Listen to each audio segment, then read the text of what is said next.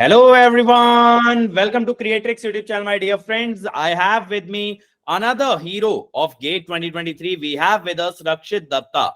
He has secured AIR 82 in electrical paper and AIR 26 in instrumentation paper in GATE 2023, and he has sacrificed his job to prepare for GATE exam. So his journey is truly inspiring. So he passed out in the year 2021 and he has cracked GATE 2023, and this is going to be a very inspiring, very motivating session for all of you. इसीलिए आप लोग last तक सुनिएगा, काफी मजा आने वाला है. So Rakshit, welcome to Creatrix and a very big congratulations on your great achievement. Thank you sir. तो रक्षित यार, सबसे पहले मुझे बताओ यार, दोनों पेपर फोड़ करके आए हो, कैसा फील हो रहा है?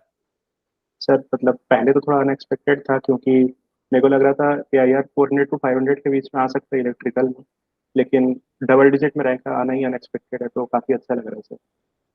तो काफी अच्छा लग रहा है। तो रक्षित यार, जैसा आपने बताया कि आपने यार जॉब छोड़ी गेट की तैयारी के लिए, तो इस दौरान काफी सारा प्रेशर भी महसूस हुआ होगा तैयारी करते हुए कि यार कहीं गलत डिसीजन तो नहीं ले लिया है? Yes sir. हाँ, मतलब स्टार्टिंग में लग रहा था कि गलत डिसीजन है, लेकिन फिर एक बार जब फ्लो आ गया पूरे सब्जेक्ट्स का, तो फिर लग रहा था कि नहीं, इस साल मतलब क्रैक कर सकते हैं एग्जाम। तो रक्षित, मतलब जब आपने जॉब छोड़ने का फैसला लिया, तो what was the initial reaction of your family? Sir my family was very supportive. They also told me to give up the job because I have prepared the GATE 2022 with your YouTube videos only and secured around 2400 rank. So they were assured that I can crack the exam in the next year or in the coming years. So they were very supportive during this tenure. तो basically आप 2400 rank से कहीं ना कहीं 82 rank पे jump किए, यानी 4 digit rank से आप अंडर 100 आ गए सीधे। Yes, sir. यार बहुत अच्छी बात है ये तो रक्षित, मतलब यार जैसे आपने इतना बड़ा फैसला लिया कि जॉब छोड़ के तैयारी करना है, और उसके बाद उस फैसले को जस्टिफाई भी किया, तो वो खुशी कैसी थी रिजल्ट जानने के बाद आपकी, आपकी फैमिली की? वो कैसा लग रहा था उस समय पे? सर मतलब मेरे मतलब तो घर वाले थोड़े शॉक भी थे एक्चुअली। मतलब पहले तो कानपुर 4 PM को रिजल्ट खुला था, लेकिन वो 6 PM 7 PM के बाद ही पता चला। तो उन लोग मतलब काफी शॉक थे कि डबल डिजिट रैंक आया था, क्योंकि मैं गेट पेपर के बाद बोल ही दिया था कि शायद इस साल मतलब उतना अच्छा रिजल्ट नहीं आ सकता, क्योंकि पेपर टफ काफी आ गया था, ऐसा लग रहा था। तो स्टार्टिंग में मतलब उन लोगों को तो मतलब बिलीव ही नहीं हो रहा था, लेकिन उन्होंने फिर रिजल्ट देखा तो उनको काफी अच्छा लगा फिर। तो रक्षित, जैसा आपने बताया कि आप 2021 में ग्रेजुएट हुए, तो उसके बाद का जर्नी कैसे रहा? क्या क्या आप किए और कैसे गेट 2023 तक पहुंचे? जैसे सर मैंने बीटेक NIT रायपुर से किया इलेक्ट्रिकल डिसिप्लिन में। तो मैंने फाइनल ईयर में गेट नहीं दिया था, मुझे मेरा मतलब उतना मतलब हेल्थ कंडीशन अच्छा नहीं था फाइनल ईयर में, तो मैंने कोचिंग भी नहीं लिया था। तो फिर उसके बाद मेरा LNT में प्लेसमेंट हुआ था कॉलेज से ही। तो मैं कोलकाता में पोस्टिंग था मेरा, मैं वही जॉब कर रहा था, लेकिन मतलब जॉब उतना हैपनिंग नहीं लग रहा था, मतलब सीखने में थोड़ा कम लग रहा था मेरे को वहाँ पे एक्सपीरियंस लेने में। तो मैं सोचा कि गेट का तैयारी साइमल्टेनियसली स्टार्ट करता हूँ 2021 में। तो मैंने अक्टूबर नवंबर में आपकी यूट्यूब वीडियोस से मशीन्स किया था, पावर इलेक्ट्रॉनिक्स किया था, और नेटवर्क मेरे को पहले से आता था कॉलेज में, और कंट्रोल का मतलब क्रैश कोर्स देख लिया था। तो उसी से मेरा 24 के आसपास रैंक आ गया था, 2400 में। तो फिर मैंने अप्रैल में सोचा कि अब जॉब छोड़ के तैयारी करते हैं करके, तो फिर मैंने अप्रैल में प्लस सब्सक्रिप्शन ले लिया था, और मई में मैंने स्टार्ट कर दिया था पढ़ना। ठीक है। तो रक्षित यार, जैसे ये जर्नी होती है, काफी लंबी जर्नी होती है, ऑब्वियसली आप अप्रैल मई से तैयारी कर रहे थे, इसमें बहुत सारे अप्स एंड डाउन्स हम फेस करते हैं, तो कभी कभी आपको ऐसा लगा कि यार नहीं हो पाएगा, डीमोटिवेटेड फील हुआ, तो उस समय पे आपको किसने मदद की और कैसे मदद की इन चीजों से उभरने में? How did you overcome that feeling? Sir मतलब मैं मेनली तो पूरा आपको ही इस चीज़ का क्रेडिट देना चाहता हूँ, क्योंकि मतलब स्टार्टिंग में ऐसा लग रहा था कि शायद नहीं हो पाएगा, लेकिन फिर वो मतलब 7 AM का आपका क्लास रहता था प्लस में। तो मैं आपके साथ मतलब प्रिपेयर करना शुरू किया। पहले सबसे पहले मैं आपका नेटवर्क जो मई में आया था वाला प्रिपेयर किया था। उसके बाद आपने EMT लिया था, EMT का मशीन्स लिया, पावर सिस्टम, पावर इलेक्ट्रॉनिक्स। फिर आपने क्रैश कोर्स लिया, तो पूरा क्रैश कोर्स आपका किया। और सिग्नल सिस्टम और डिजिटल और कंट्रोल मैंने रिकॉर्डेड किया था। तो मेरा कोर्स थोड़ा लेट फिनिश हुआ था, दिसंबर के अराउंड 2025 तक मेरा कोर्स ही फिनिश हुआ था। लेकिन उसके बाद मैं जनवरी में टेस्ट सीरीज देना शुरू किया था। लेकिन यही था कि मतलब बीच बीच में डिमोटिवेटिंग लगता था, तो मैं सोचता था कि मतलब इसमें एमटेक भी तो मिल ही सकता है, मतलब अगर लो स्कोर भी आया तो उससे अच्छा प्लेसमेंट पावर इलेक्ट्रॉनिक्स या VLSI से हो ही जाएगा। तो इसलिए मैं मतलब कंटिन्यूअसली एफर्ट लगाते रहता। तो बच्चों, ये चीज बहुत अच्छी सीखने की है कि अगर आपको लो गेट स्कोर के ऑप्शंस पता है ना, तो एक मोटिवेशन बना रहता है कि यार थोड़ा अगर खराब भी हो तो still we can do something. अब रक्षित, जैसे आपने बोला कि आप प्लस सब्सक्रिप्शन लिए, प्लस के साथ तैयारी किए, तो जितने भी बच्चे प्लस पे आते हैं ना, अक्सर वो लोग स्ट्रैटेजी के बारे में जानना चाहते हैं कि कैसे उसका यूज किया जाए। तो आप मुझे बताओ कि आपने कैसे प्लस सब्सक्रिप्शन का बेस्ट यूज किया, क्या-क्या चीजें, क्या-क्या फीचर्स उसके यूज किए, कैसे आपने लेक्चर देखे, कैसे आपने प्रैक्टिस किया, सारी चीजों को कैसे साथ लेके चले? सर मतलब ऐसा था कि जब मैं मई से स्टार्ट किया तो मैंने नेटवर्क पे स्टार्ट किया वीडियो। तो आपका मैं सुबह मतलब ऐसा ही हैबिट बना लिया था कि 7 AM से आपका कोर्स कंप्लीट करना है 10:30 तक। फिर थोड़ा रिलैक्स करता था और 11 या इससे मैं आपका 11 अराउंड तक पूरा लेक्चर का पीडीएफ भी आ जाता था, तो मैं उसका पीडीएफ पढ़ लेता था और साथ ही साथ शॉर्ट नोट्स बना लेता था। फिर जो क्वेश्चन अटैच रहते थे उसको बना लेता था। और मैं मतलब हर क्लास के पहले से प्रीवियस शॉर्ट नोट्स जो आप रेडी करवाते थे उसको एक बार सुबह पढ़ता था, मतलब अराउंड 5:30 6 AM से पढ़ लेता था।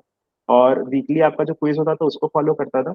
और एट द एंड आपका जो सब्जेक्ट टेस्ट होता था उसको देता था। और मैं अपार्ट फ्रॉम दैट मैं मेडिसी का और एस एकेडमी का टेस्ट सीरीज दिया था। और मैं यूएलाइट का कुछ कुछ टेस्ट दिया था और उसका फुल मॉकलेन टेस्ट पूरा दिया था। तो मैं उससे अपना प्रिपरेशन जज कर लेता था इजीली। तो बच्चों, मैं एक चीज कहूंगा कि जो भी चीजें रक्षित ने बताई ना, ये चीजें ऐसा है कि मैं यूजुअली रिकमेंड करता हूँ इस तरह से करें, और आई एम वेरी सरप्राइज कि इसने एक एक पॉइंट को यार अच्छे से फॉलो किया है कि वीकली क्विज देना चाहिए, शॉर्ट नोट्स बनाना चाहिए, फिर क्लास में शॉर्ट नोट्स रिवाइज करके आना चाहिए, इसके अलावा जो डीपीपीज मिल रहे हैं उनको टाइमली अटेम्प्ट करना चाहिए। तो ये सारी चीजें बहुत अच्छे से फॉलो किया। रक्षित, आप एट अ टाइम बेटा कितने सब्जेक्ट लेके चल रहे थे एक दिन में? सर मैं 2 सब्जेक्ट्स लेके चलता था। मैं स्टार्टिंग मॉर्निंग में आपका करता था और अराउंड 5 PM 6 PM से मैं दूसरा सब्जेक्ट पढ़ता था और इसके ठीक है। बीच में मेजर सब्जेक्ट आपका पढ़ता था। ठीक है। तो बीच में आप अपना प्रैक्टिस वगैरह निपटा लेते थे, एक सब्जेक्ट आप मॉर्निंग कर रहे थे, एक इवनिंग कर रहे थे। रक्षित, जैसे जब आप कोई सब्जेक्ट पढ़ना स्टार्ट करते थे, ऑब्वियसली आपने एक बार बीच में जॉब किया तो वहां पे आपकी तैयारी में थोड़ा सा गैप आ गया स्टडीज में। तो यार, जब पहली पहली बार डीपीपीज अटेम्प्ट करते थे, असाइनमेंट अटेम्प्ट करते थे, वो सारे क्वेश्चन लग जाते थे और नहीं लगते थे, तो क्या कभी डीमोटिवेटेड फील होता था? सर मतलब मेरे से नेटवर्क का थोड़ा कम लगता था स्टार्टिंग में। तो मतलब ऐसे रहता था कि मैं डाउट में आपका जब क्वेश्चंस आप सॉल्व करवाते थे तो मैं उस उन क्वेश्चंस को देख लेता था और उस अप्रोच को पहले मैं देख लेता था। और उसके बाद आप जो क्लास में क्वेश्चंस कराते थे उसमें फिर देखता था कि सर मतलब अगर जैसे लैपलास डोमेन से सॉल्व कराते तो कैसे कर रहे हैं, या अगर उसको नॉर्मल टाइम डोमेन से कर रहे हैं तो कैसे कर रहे हैं। तो उसी अप्रोच से मैं क्वेश्चन सॉल्व करता था, तो वो धीरे धीरे मेरा कॉन्फिडेंस बिल्ड हो गया और डाउट क्लास काफी हेल्पफुल रहता था सर, क्योंकि उसमें बाकी बच्चे भी काफी अच्छे अच्छे क्वेरीज लाते थे। तो बेसिकली आपसे जब क्वेश्चन नहीं बनते थे तो आप उन क्वेश्चंस का, जब मैं सॉल्यूशन कराता था तो वहां से अप्रोच सीख लेते थे, and then you use to apply the same approach. But Rakshit, मैं देखता हूँ ना, जनरली बच्चों का क्या होता है यार कि क्वेश्चन बनाने बैठे और उतना टू द मार्क अगर नहीं हो पाया, उतने नंबर ऑफ क्वेश्चन नहीं हो पाया, तो कहीं ना कहीं they start skipping there preparation कि यार मेरे तो बस का नहीं है, मुझसे हो नहीं पाएगा। तो कभी आपको भी ऐसा फीलिंग आया? अगर आया तो आप इसको कैसे ओवरकम किए यार? सर ये वाला मतलब अक्टूबर में थोड़ा ज़्यादा ही हो गया था क्योंकि मेरा 3 4 सब्जेक्ट बच गया था। और मतलब कोर सब्जेक्ट भी साथ में ही चल रहा था। मेरा सिग्नल बच गया था, डिजिटल बच गया था, कंट्रोल। तो मैं मतलब एज ए 10 to 15 डेज हुआ था कि काफ़ी कम पढ़ रहा था। मैं सोचा कि नेक्स्ट ईयर ही अब निकलेगा 23 में, तो ऐसे ही मतलब एक फियर था कानपुर का कि वो टफ पेपर देता है, क्योंकि 15 का काफ़ी टफ पेपर आया था। तो लेकिन फिर मतलब 10 15 डेज बाद सोचा कि ये 4 to 5 मंथ्स ही वेस्ट हो जाएगा अगर मैं ऐसे ही सोचूंगा करके। तो फिर मैं मतलब जो जो सब्जेक्ट नहीं आता था उनका मैं नोट्स को दोबारा पढ़ लेता था। तो और उसके बाद टेस्ट सीरीज देता था। अगर टेस्ट सीरीज में मतलब मेरा ऐसा रहता था कि 15 क्वेश्चंस में अगर 12 क्वेश्चंस या 10 क्वेश्चंस बन रहे हैं तो मेरा प्रिपरेशन ओके है। लेकिन अगर उससे कम बन रहा है तो मैं पूरे नोट्स को दोबारा देखता था। तो बेसिकली आपने एक थ्रेशोल्ड सेट कर लिया कि आप कितने नंबर ऑफ क्वेश्चन अगर अटेम्प्ट कर पा रहे हो तो you will call it as a good preparation, otherwise you need to revise. तो बच्चों, ये बहुत अच्छा पॉइंट है कि आप लोग जो सोचते रहो ना, फीलिंग हो रहा है सर भूल रहे हैं, सब्जेक्ट नहीं याद आ रहा है, वो मत करो। आप लोग अपनी प्रिपरेशन को एनालाइज कर लो टेस्ट दे करके, लेकिन टेस्ट भी देना रिवाइज करके। रिवाइज करो, टेस्ट दो। अगर टेस्ट में मार्क्स ठीक आते हैं या फिर आपका एक थ्रेशोल्ड है 15 में से 10 12 क्वेश्चन बन रहे हैं, you are fine, you need not worry. But अगर 5 6 क्वेश्चन बने हैं तो आपको रिवीजन की और जरूरत है। तो रक्षित यार, जैसे आपने बोला कि आपने क्रैश कोर्स भी फॉलो किया, आपने कॉम्प्रिहेंसिव भी फॉलो किया और आपका सिलेबस दिसंबर एंड में कंप्लीट हुआ, तो यार ये टाइम मैनेजमेंट कैसे लगा है कि रिवीजन भी चल रहा है, कोर्स भी चल रहा है, कैसे सब चीजें मैनेज हुई? सर मतलब अक्टूबर से मेरा कोर्स थोड़ा ज़्यादा बच गया था, तो मैं ऐसा करता था कि जो मैं 5:30 या 6 AM पे उठता था वो मैं 4 AM तक शिफ्ट कर दिया था। मैं सुबह ही आपका सब्जेक्ट एक बार पढ़ लेता था। और आपके साथ पावर इलेक्ट्रॉनिक्स उस समय काफ़ी मतलब ईजी हो गया था, क्योंकि आपके साथ मतलब पढ़ते पढ़ते तो बाकी सब्जेक्ट बाकी टाइम पे मैं सुबह से फिर सिग्नल अपना पढ़ लेता था। और मैं फिर मतलब अक्टूबर से लेके पूरा जनवरी का मिड तक मैं 4 AM पे ही उठा हूँ। मैं खाली आखिरी के लास्ट के 15 डेज़ में 6 या 7 AM पे उठता था, क्योंकि नहीं तो फिर थोड़ा मतलब डिज़ीनेस फ़ील होता है अगर जल्दी उठ गेट जाने से। एग्जाम में एग्जॉस्टेड फील करते काफी। तो यार काफी बच्चों यहाँ से डिसिप्लिन सीखने वाली बात है कि 4 बजे सुबह उठना, 7 बजे की क्लास रेगुलर करना। अच्छा रक्षित यार, एक थोड़ा सा realistic as a human answer देना, कितनी क्लास मिस हुई सुबह 7 बजे वाली? सर मतलब मेरा स्टार्टिंग में मशीन में थोड़ा सा मिस हो जा रहा, और मेरा मिनी मॉक टेस्ट थोड़ा सा लास्ट लास्ट में मिस हो जा रहा था, क्योंकि मैं लेट नाइट भी थोड़ा फार्मूला वगैरह रिवाइज करते ही रहता था। तो मतलब लास्ट में परसेंटेज मिस थोड़ा वाइज जा रहा बोले था। तो कितनी परसेंट क्लास आपकी 7 बजे वाली नहीं लगा पाए आप किसी भी कारण से? सर मतलब 5 to 10% ही होगा, उससे ज़्यादा मैं बाकी सब अटेंड किया हूँ सुबह में क्लास। बच्चों ये बहुत बड़ी बात है। देखो 7 AM की क्लास करना, अब तो मैंने 6:30 AM कर दिया, but 95% of the time class में प्रेजेंट रहना, इसे कहते हैं कंसिस्टेंसी। और आपको रक्षित से अगर कुछ सीखना है ना, तो आप सीखो कंसिस्टेंसी। जॉब छोड़ा, फिर भी नहीं घबराए, और एक स्ट्रैटेजी जो फॉलो की उसको एंड तक फॉलो करते गए कि यार मेरे को क्वेश्चन लगाने हैं, मुझे शॉर्ट नोट्स बनाना है। इस शिद्दत से जब आप एक स्ट्रैटेजी को फॉलो करते हो और कंसिस्टेंटली फॉलो करते हो, तब आपको रिजल्ट मिलना स्टार्ट होता है। रक्षित आपने बताया कि आप टेस्ट सीरीज देना यार दिसंबर के बाद चालू किए, तो टेस्ट सीरीज में क्या इमीडिएटली बहुत अच्छा परफॉर्मेंस निकलने लगा या थोड़ा सा अप डाउन था, ग्रेजुअली इंप्रूव हुआ? सर मतलब मैं पहला टेस्ट यूए का अनअकैडमी का जो मॉक आता था वही दिया था। मेरा उसमें काफ़ी लो स्कोर आ गया था, मतलब अराउंड 500 या 450 रैंक तक चला गया था। तो फिर मैं, और वो मैं सिर्फ शॉर्ट नोट्स पढ़ के ही दिया था। तो फिर मैं सोचा कि जहाँ जहाँ मतलब गलत हो रहा है, तो मैं दोबारा उस जगह का नोट्स को पूरा मार्क किया और उसको दोबारा पढ़ता था। तो उसका स्कोर ग्रेजुअली इंप्रूव होना शुरू हुआ। आखिरी मतलब ऐसा था कि मैं अनअकैडमी के मॉक टेस्ट मेरा 10th रैंक तक आ जाता था, 10th 8th तक, और मेडिजी वगैरह में भी टॉप 50 में रहता था मैं। तो रक्षित ऐसा नहीं लगा यार, जब पहले टेस्ट में आपका एक्सपेक्टेड स्कोर नहीं निकला कि यार ये मैं क्या कर दिया, अब तो जनवरी आ गया, अब तो वक्त भी नहीं बचा है, क्या हुआ? तो ये सारे थॉट्स दिमाग में कहीं ना कहीं आने लग जाते हैं कि यार मेरी तैयारी वेस्ट तो नहीं हो गई, रैंक नहीं आएगी? तो ये सब थॉट्स आपको भी आए? अगर आए तो आप कैसे ओवरकम किए? सर मैं मतलब वही फॉर्मूला लगा चुका था कि अगर मतलब अभी टाइम वेस्ट कर दूंगा तो फिर अगले साल भी यही मेरा सिचुएशन हो जाएगा कि और नेक्स्ट ईयर देखते हैं। इसलिए मैं मतलब पूरे टाइम फिर पढ़ने ही लग गया था कि मतलब जो जो बचा हुआ रहता था। और स्पेशली पेपर में सर मतलब आपका एक सीरीज पहले बना हुआ है, शायद आपने उसको 2019 में रिकॉर्ड किया था कि टेस्ट को कैसे मतलब हैंडल करना है। तो उसमें आपने स्क्रिबल पैड के बारे में बताया था, तो मैं उसी साइज के स्क्रिबल पैड लेकर आया था। आपने बताया था कि अगर पेपर टफ आता है तो आप कैसे सॉल्व करें। तो कानपुर के पेपर में ऐसा हुआ कि वो टफ पेपर आ गया था। तो मैं जब उसका एप्टीट्यूड सेक्शन में आया तो मेरे से बन गया था। लेकिन 1 मार्क्स का 3 4 क्वेश्चन लगाने के बाद ही समझ आ गया था पेपर टफ जा रहा है। तो मैं 1 मार्क्स को केवल 30 मिनट्स 35 मिनट्स ही दिया था, और बाकी मैं 2 मार्क्स का ज्यादा बनाया, इसलिए मेरा स्कोर अच्छा आ गया उसमें। यार ये तो बहुत अच्छी बात बताई रक्षित कि टफ पेपर बेटा लो स्कोरिंग जाता है, तो उसमें 2 मार्क्स को प्रायोरिटाइज करना ज्यादा बेटर है एज कंपेयर टू 1 मार्क, क्योंकि 1 मार्क में मेहनत भी लगेगी, अगर टफ क्वेश्चन है टाइम भी जाएगा तो भी एक ही नंबर मिलेगा। तो ये बहुत अच्छा स्ट्रैटेजी लगाए। रक्षित यार जैसे इलेक्ट्रिकल का पेपर बहुत टफ आ गया था, तो उस समय कहीं ना कहीं पेपर को देख के जब 3 4 सवाल नहीं बने, तो ऐसा नहीं लगा यार ये साल तो मेरा बर्बाद हो गया, अब तो मुझे अगले साल का सोचना पड़ेगा? और वहां पे जो नेगेटिविटी आई होगी माइंड के अंदर या पैनिक सिचुएशन, उसको कैसे डील की? तो मतलब वो स्टार्टिंग का 3 4 क्वेश्चन में ही देख के समझ आ गया था। मतलब मैं खोला तो पहले पावर इलेक्ट्रॉनिक्स का खोला था, फिर सिग्नल का कन्वोल्यूशन खुल गया था। तो स्टार्टिंग में समझ आ गया था कि नहीं बनेगा लग रहा है ज़्यादा। तो लेकिन मेरे को ये याद था कि आपने एक मतलब बताया था कि परफॉर्मेंस रिलेटिव होगा, अगर आपको भी वो टफ लग रहा है तो बाकी स्टूडेंट्स को भी वो टफ लगेगा। तो इसलिए मैं सोचा कि more than question attempting I should follow the accuracy. तो मैंने एक्यूरेसी को फॉलो किया और केवल 47 क्वेश्चन अटेम्प्ट करके आया। और इसमें से कितने करेक्ट हुए रक्षित आपके? सर 38 करेक्ट हुए। 38 करेक्ट हुए, ठीक है। तो यार ये बहुत अच्छी बात है, और मैं सही बताऊं, मैं जैसे जैसे रक्षित से इंटरेक्ट करते जा रहा हूँ, I am getting actually surprised कि यार मैं ये सब बातें बोलता हूँ, बट एक्चुअली मुझे कभी ये फीडबैक नहीं मिलता है कि कोई बच्चा जेन्युइनली उनको सुन करके इतना मान रहा है और उसको एग्जाम एनवायरनमेंट में अप्लाई कर पा रहा है। मेरे लिए बहुत बड़ा सरप्राइज है। And thank you Rakshit for becoming such an example. तो रक्षित जब आप इलेक्ट्रिकल का पेपर दे करके निकले यार, तो कहीं ना कहीं ये थॉट तो होगा यार पेपर उतना अच्छा गया नहीं। फिर अगले हफ्ते आपको इंस्ट्रूमेंटेशन का देना था, उसमें भी आपकी 26th रैंक आई। तो कैसे वो इस एक वीक को आप हैंडल किया और कैसे खुद को मोटिवेट किया, यार दे के आते हैं अपन दूसरा पेपर?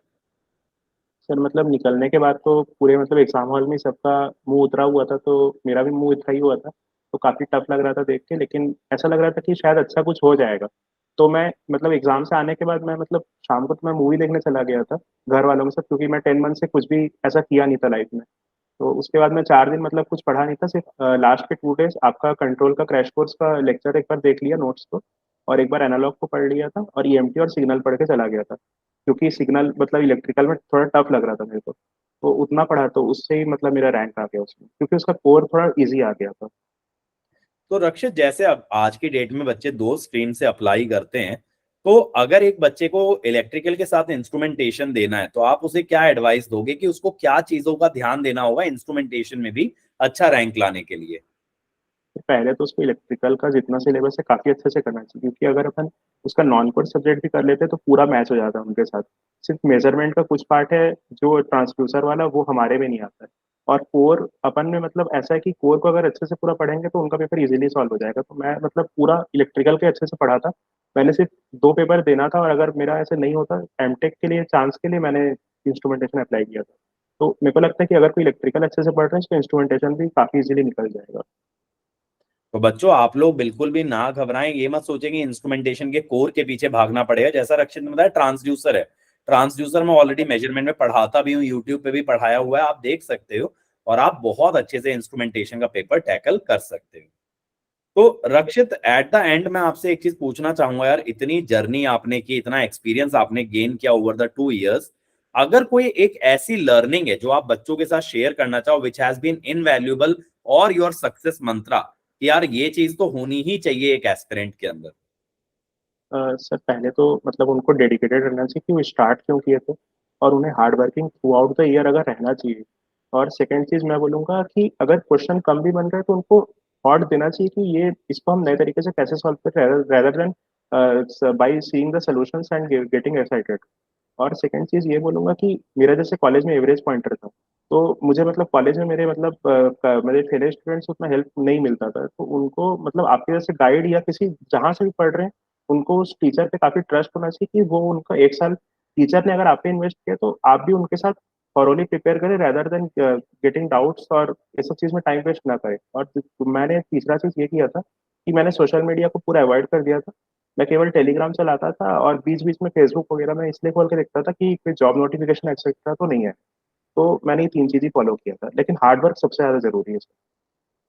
तो बच्चों, रक्षित ने यहाँ पे बहुत बड़ी बात बोली, आपको कंसिस्टेंट रहना है। सेकंड चीज जो मुझे बहुत अच्छी लगी कि यार टीचर पे ट्रस्ट करो, क्योंकि जब आप किसी को चुने हो एज योर गाइड तो आपको डेफिनेटली उनके साथ ये जर्नी एंड तक तय करनी चाहिए, ना कि बीच मझधार में आप डाउट लाने लगो, आप अदर ऑप्शंस एक्सप्लोर करने लगो।